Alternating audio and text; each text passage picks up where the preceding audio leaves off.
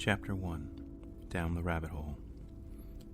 Alice was beginning to get very tired of sitting by her sister on the bank, and of having nothing to do.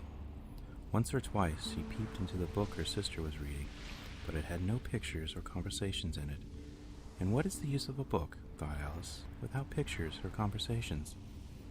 So she was considering in her own mind, as well as she could, for the hot day made her feel very sleepy and stupid, whether the pleasure of making a daisy chain would be worth the trouble of getting up and picking the daisies, when suddenly a white rabbit with pink eyes ran close by her.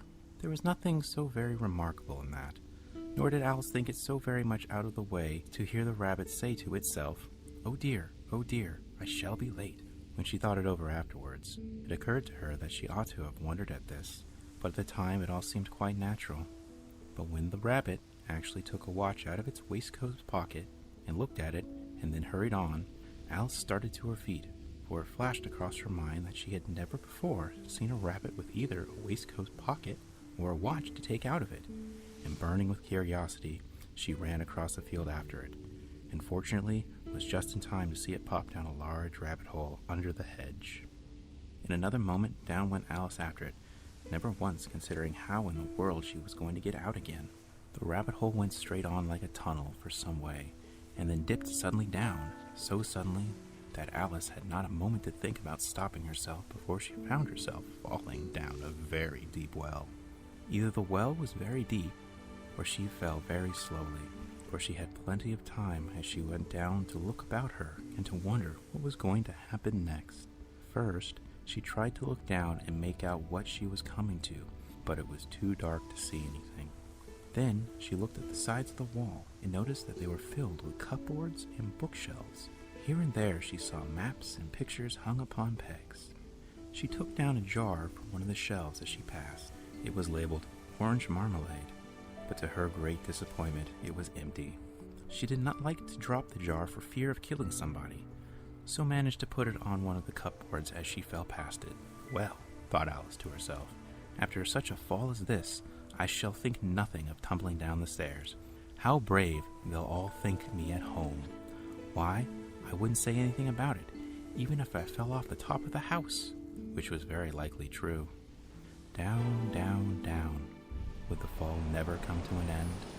I wonder how many miles I've fallen by this time, she said aloud. I must be getting somewhere near the center of the earth. Let me see. That would be 4,000 miles down, I think, for you see, Alice had learnt several things of this sort in her lessons in the schoolroom, and though this was not a very good opportunity for showing off her knowledge, as there was no one to listen to her, still, it was good practice to say it over. Yes, that's about right, but then I wonder, what latitude or longitude have I got to? Alice had no idea what latitude was, or longitude either, but thought they were nice grand words to say. Presently she began again. I wonder if I shall fall right through the earth. How funny it'll seem to come out among the people that walk with their heads downward. The antipathesis, I think. She was rather glad there was no one listening this time, as it didn't sound at all the right word. But I shall have to ask them what the name of the country is, you know. Please, ma'am, is this New Zealand or Australia? And then she tried to curtsy as she spoke. Fancy curtsying as you're falling through the air. Do you think you could manage it? And what an ignorant little girl she'll think me for asking. No, it'll never do to ask. Perhaps I shall see it written up somewhere. Down, down, down. There was nothing else to do. So Alice began talking again. Dinah will miss me very much tonight, I should think. Dinah was the cat. I hope they'll remember her saucer of milk at tea time. Dinah, my dear, I wish you were down here with me. There are no mice in the air, I'm afraid, but you might catch a bat, and that's very like a mouse, you know. But do cats eat bats, I wonder? And here Alice began to get rather sleepy, and went on saying to herself in a dreamy sort of way, do cats eat bats? Do cats eat bats? And sometimes, do bats eat cats? For you see, as she couldn't answer either question, it didn't much matter which way she put it. She felt that she was dozing off, and had just begun to dream that she was walking hand in hand with Dinah, and saying to her very earnestly, Now, Dinah, tell me the truth. Did you ever eat a bat? When suddenly, Thump, thump. Down she came upon a heap of sticks and dry leaves, and the fall was over. Alice was not a bit hurt, and she jumped up to her feet in a moment. She looked up, but it was all dark overhead. Before her was another long passage, and the white rabbit was still in sight, hurrying down it. There was not a moment to be lost. Away went Alice, like the wind, and was just in time to hear it say, as it turned a corner, "Oh, my ears and whiskers, how late it's getting." She was close behind it when she turned the corner, but the rabbit was no longer to be seen. She found herself in a long, low hall, which was lit up by a row of lamps hanging from the roof. There were doors all around the hall, but they were all locked, and when Alice had been all the way down one side and up the other, trying every door, she walked sadly down the middle, wondering how she was ever going to get out again. Suddenly, she came upon a little three-legged table, all made of solid glass. There was nothing on it except a tiny golden key, and Alice's first thought was that it might belong to one of the doors of the hall. But alas, either the locks were too large or the key was too small, but at any rate it would not open any of them. However, on the second time round, she came upon a low curtain she had not noticed before, and behind it was a little door about 15 inches high. She tried the little golden key in the lock, and to her great delight it fitted. Alice opened the door and found that it led to a small passage, not much larger than a rat hole. She knelt down and looked along the passage into the loveliest garden you ever saw.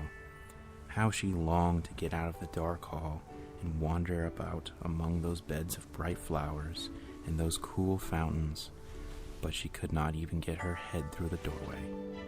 And even if my head would go through, thought poor Alice, it would be of very little use without my shoulders. Oh, how I wish I could shut up like a telescope. I think I could, if only I knew how to begin. For you see, so many out-of-the-way things had happened lately that Alice had begun to think that very few things indeed were really impossible. There seemed to be no use in waiting by the little door, so she went back to the table, half hoping she might find another key on it, or at any rate, a book of rules for shutting people up like telescopes.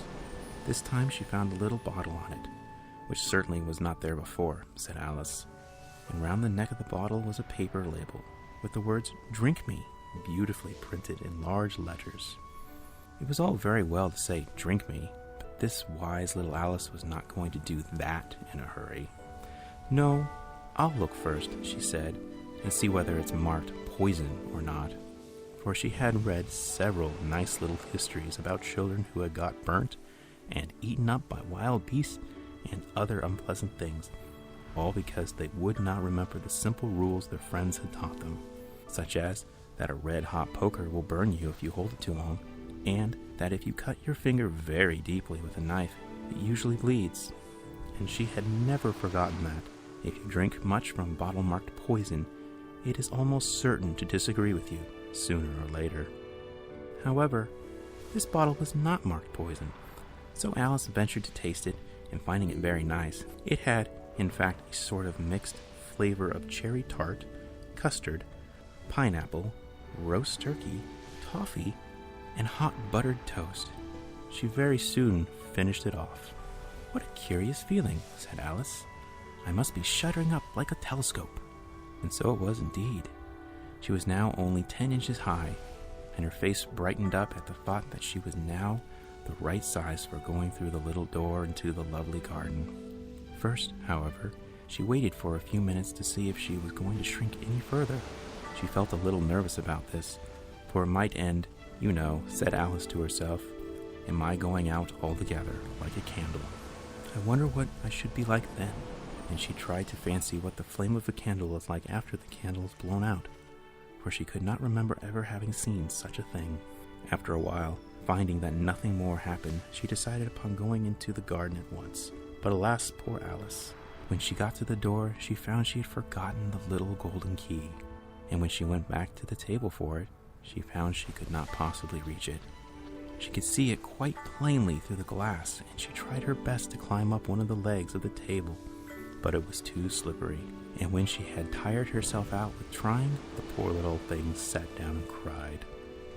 "Come, there's no use in crying like that," said Alice to herself, rather sharply.